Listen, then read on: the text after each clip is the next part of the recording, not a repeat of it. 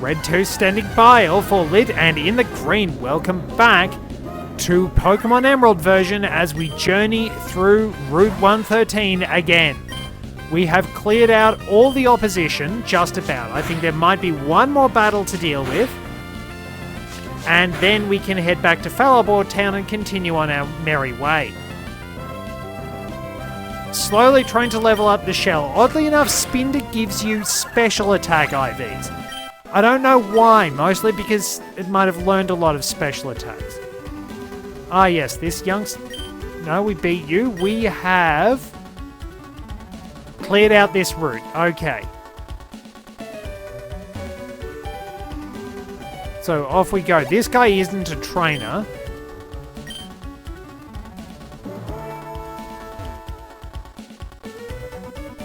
It really feels like there should be an item there. But we can actually proceed.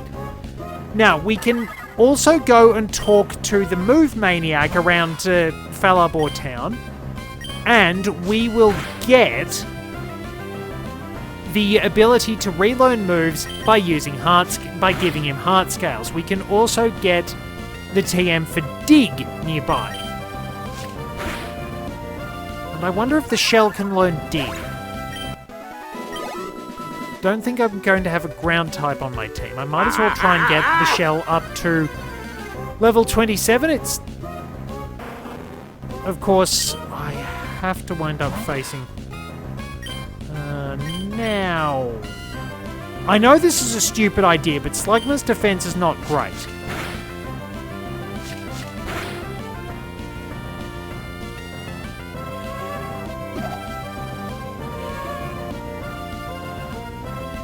Well, that worked, and if we get burned, that's okay. Because burn doesn't do damage outside battle. So that's at least fairly handy. We can move on with the interesting type facts about which Pokemon have the highest base stats. Now, again, when it comes to Rude.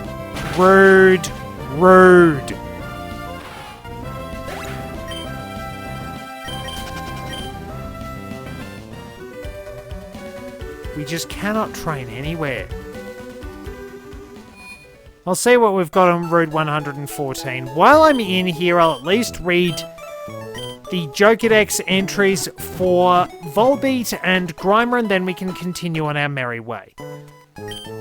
Then I'll get back to what I was talking about.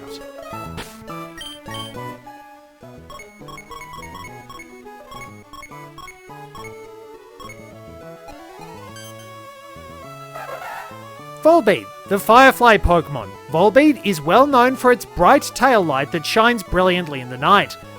Volbeat is also a very litigious Pokemon, as it has soothed a number of Bug-type Pokemon that accidentally crashed into its backside while looking for porch lights. And then we have... Grimer, the Sludge Pokemon. Grimer, unfortunately, tends to have a particularly bad smell that winds up following it wherever it goes and has been known to melt away at people's noses.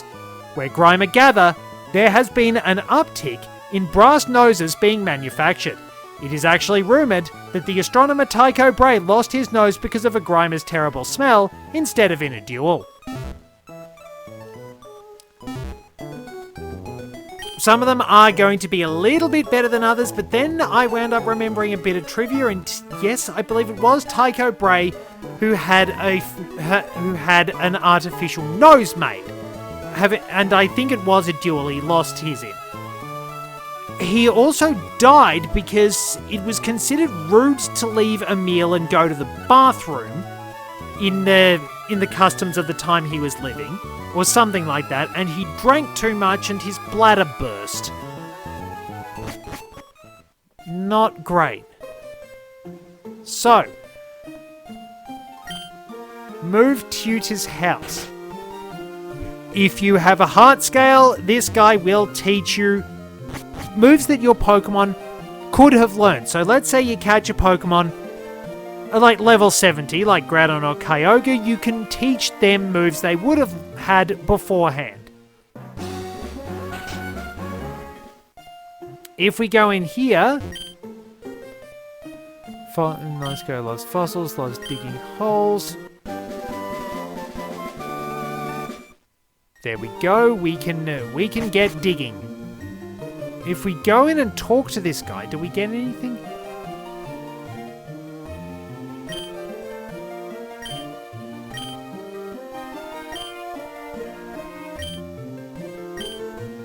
Okay, so he gives us a bit of a hint about where to find the fossils. That's alright.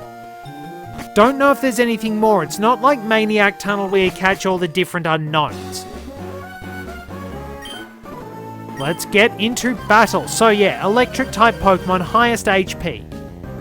For all and the non-Mega Slash mergers, it is Iron Hands, which actually wound up surpassing the previous winner, which was from all the way back in Johto, Lantern.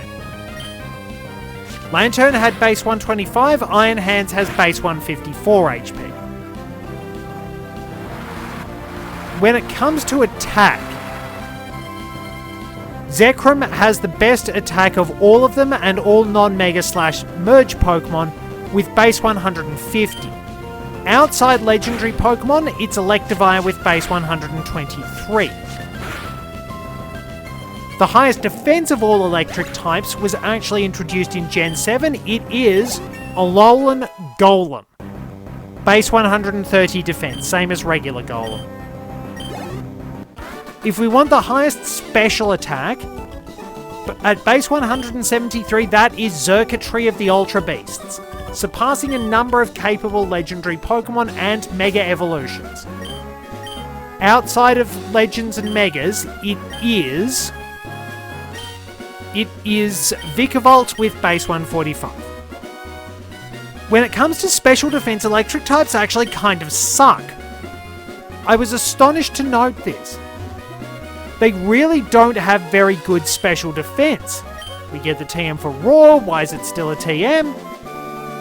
So the highest special defense of all electric type Pokemon is Miraidon with 115.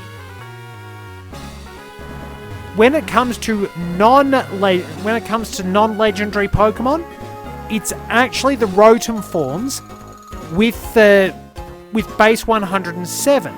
However, I did find out that if I didn't include the Rotom forms, this would have been the first stat, and I believe the only stat, that didn't hit 100 base, because the next highest was Stunfisk with 99. Yeah. Okay.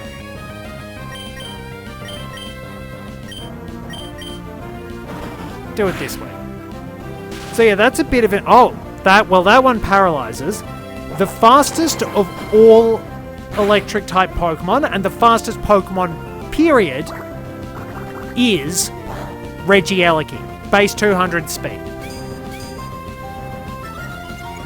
So outside the non-legendary Pokemon, the fastest is... It's Electrode with base 150, bumped up from base 140 in both forms, regular and Hisuian.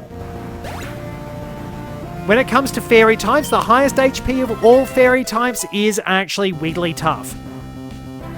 Base 140 HP, so way back from the old days. If we want the highest attack of any fairy type, it's Mega Diancie with base 160. I hate that. The highest of any non-Mega Slash merge is base 131, which belongs to Xerneas. Actually has 131 attack and special attack. And then after that, it's actually tied with Granbull and Grimmsnarl. So a few converts are popping up along the way. They have base 120 attack. The highest defense of all fairy types winds up belonging to Carbink and Diancie, with Diancie being removed when we factor out legendaries. Wait, hang on. I just registered what that guy said. Phrasing! Alrighty. Captain Toad, and then, shortly after, it will be time to unleash, at long last, the Steel Falcon. Show me your moves. Energy powder, we can sell those. Speaking of, I'd better run back and sell my nugget. So yeah, highest special attack of all fairy types is actually Mega Gardevoir with base 165 special attack. Pretty capable. Removing the Megas from the picture actually gives us Hatterene as our highest. Hatterene has base 136 special attack. Pretty impressive. If we go for special defense, the highest is actually Florges with base 154, so it's the best across the board. Really useful. If we go for the highest speed, it is Zacian crowned at base 148. Base 138 is regularization speed, making it the highest non-mega/merge speed stat for fairy types. If we leave out all of the legendary Pokemon, then it is actually Ribombee with base 124. So not too bad all round. Rack up a bit of dough. Very nice. So, fighting type Pokemon. I have mentioned that it took until Generation 4 for a fighting type to crack base 100 speed. Primeape was the fastest at 95 until Infernape came along. Fisherman. Yep.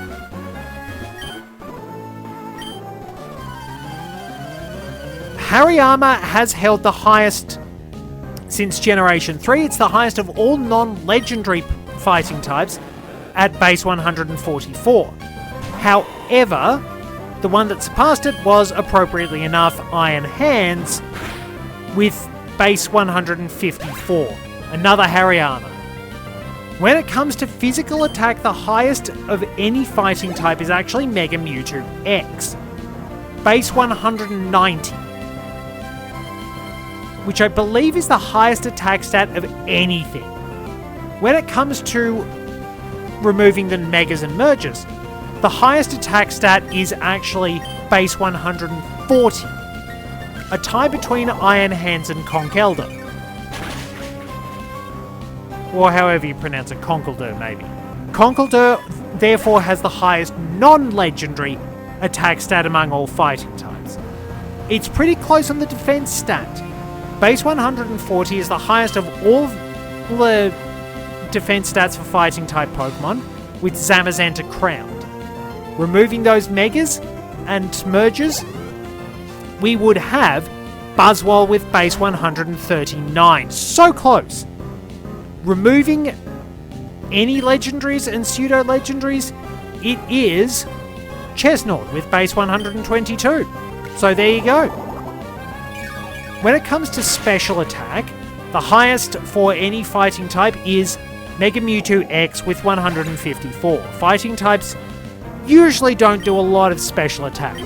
Removing the Megas, etc., we have Pheromosa with base 137, and of regular Pokemon, it's Lucario with base 115. When it comes to defense, we have, special defense, we have again base 140 on Zamazenta crowned. Removing the Megas, etc., it's Virizion with base 129 special defense. And tying for all regular Pokemon at base 115, we have Gallade and Scrafty. Then we have Pheromosa as the fastest fighting type Pokemon all up, with base 151 speed. When we take out the legendaries, it's actually Sneasler with base 120. So there you go. I'll probably do 3 of these per episode, just to sort of spare everyone from a bit of extra blathering. Well done, Captain Toad. Great attack. So we can catch some Pokemon around here too. Whoop. We can get a hidden revive, which I really shouldn't be wasting on... I mean, I shouldn't be wasting it on the shell, but I know I will. What have we found? Lotad.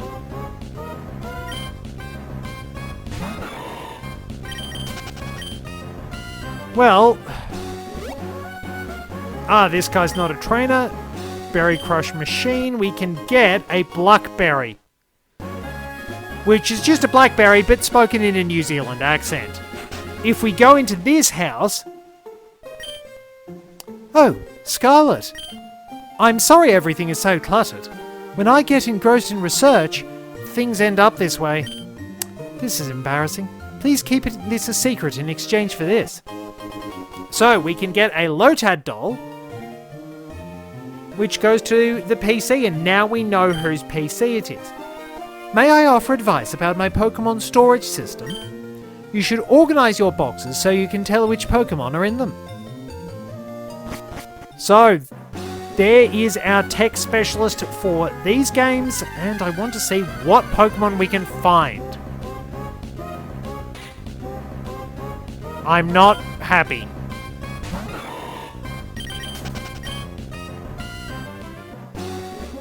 Alright, let's try.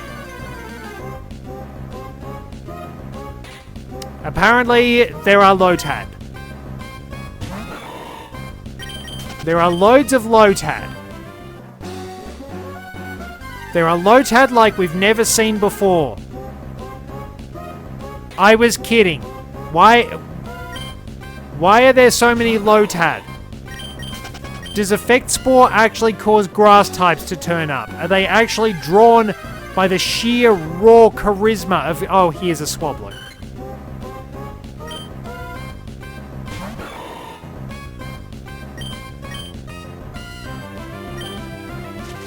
Well, that kind of cut me off, but we can catch a new Pokemon. We can find Seviper on this route, but not Zangoose. You could get Shadow Zangoose in XD, however. Okay, just what we needed. Nicely done, Captain. That unfortunately hurts a lot. Double weakness, but we have plenty of Great Balls. They're okay for catching regular Pokemon, but not legendaries. That was a time trying to catch Zapdos in a Great Ball, but I did it. And even worse, I didn't have a move that could inflict paralysis on it, so I had to get it to drill peck my Electabuzz. And trust me, Electabuzz did not like being drilled. Swablu, the cotton bird Pokemon. Swablu's wings actually are formed out of clouds. If you pay attention, you might actually notice Swablu's wings changing with the breeze. They can take on forms of different clouds, but you do have to be careful because when it gets angry, its wings will turn into thunderstorm clouds. There we go.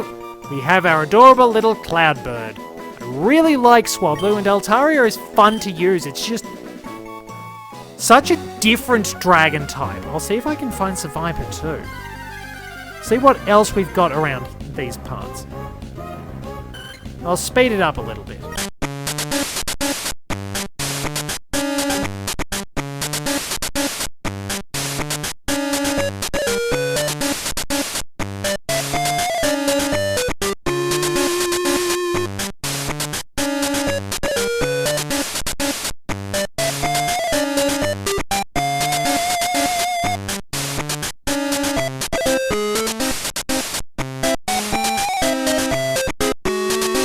Actually, I probably should avoid stuffing around. I can always catch it later because we've been waiting long enough. It is time for the Steel Falcon to debut, as promised. Or we find a Pokemon, which is another Lotad. Survivor is probably here, but it has a really crummy chance of appearing. It's going to be like 5% or something like that. So, let's get into a double battle. Oh, you think you can teach me? Do you really have the knowledge to handle the Steel Falcon and Captain Toad?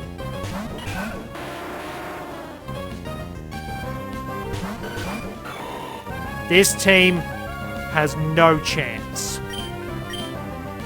With my specialized Skarmory that has focused for so long on building its attack and defense, I will be able to shrug off most attacks.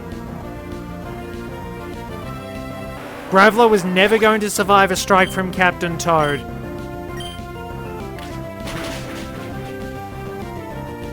And I can't be poisoned by Poison Point. Very nice. Easy. Easy enough for the good captain. So we'll take on a few more opponents. Because I admit I've used Skarmory before.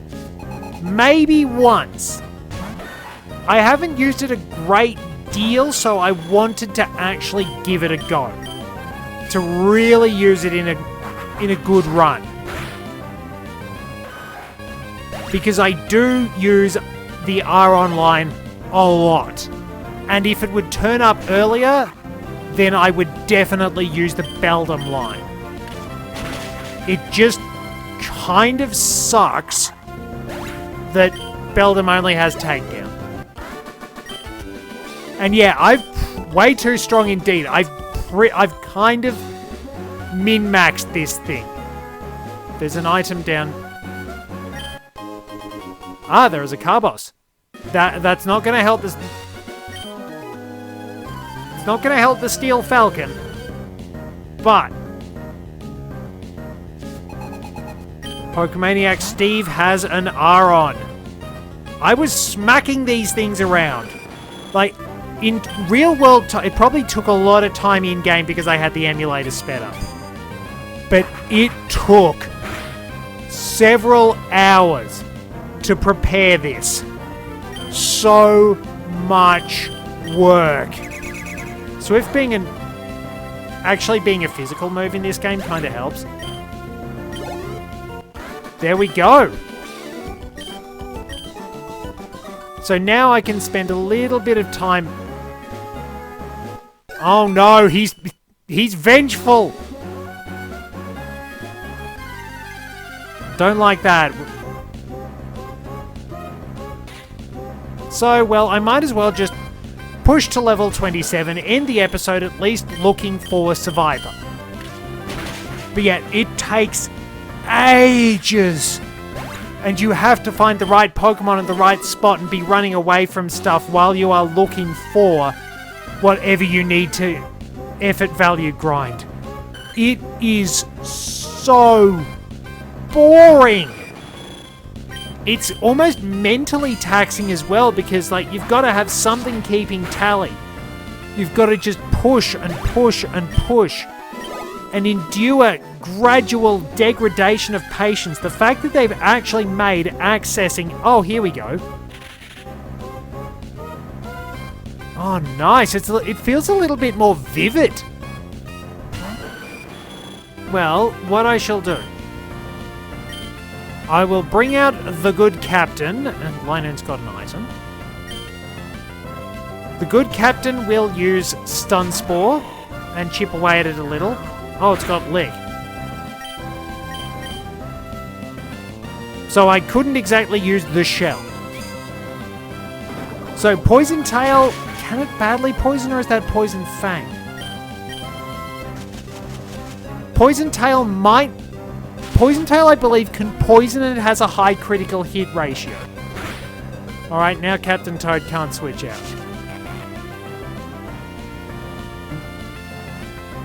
Ah, you ass. I'll have to damage it a little bit. 33% chance of curing a status condition at the end of each turn. Yeah, I could not have used the shell against this thing. Do I risk a Mach Punch?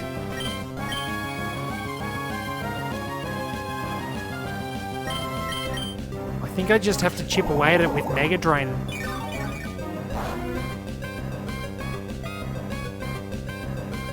Because that'll let me slowly heal.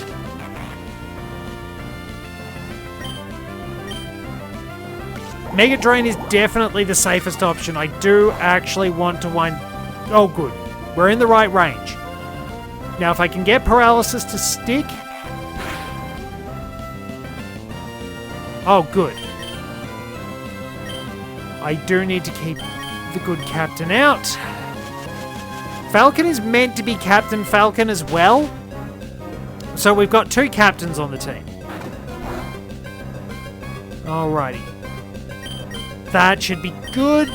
Great ball. Let's go.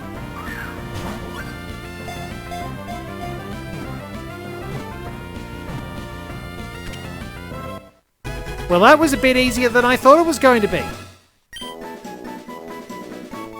So, Seviper, the Fang Snake Pokemon. Seviper is essentially the mascot of Australia because it is an extremely venomous snake that has multiple ways to kill you. As a matter of fact, Seviper is actually featured prominently on Australia's coat of arms. It is considered a rite of passage to at least be menaced by one and survive. Alright, I would like using Seviper one time. I do have a couple of shiny Seviper in Scarlet version.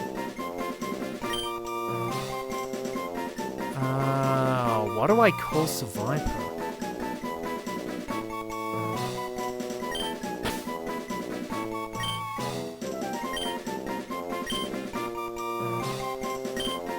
Taipan.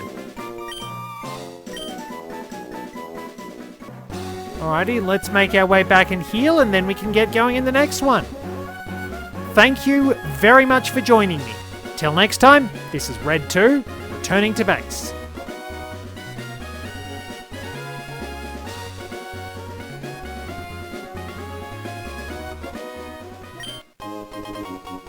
Oh, cool, found it. I thought there was something there, I found a nugget, nice.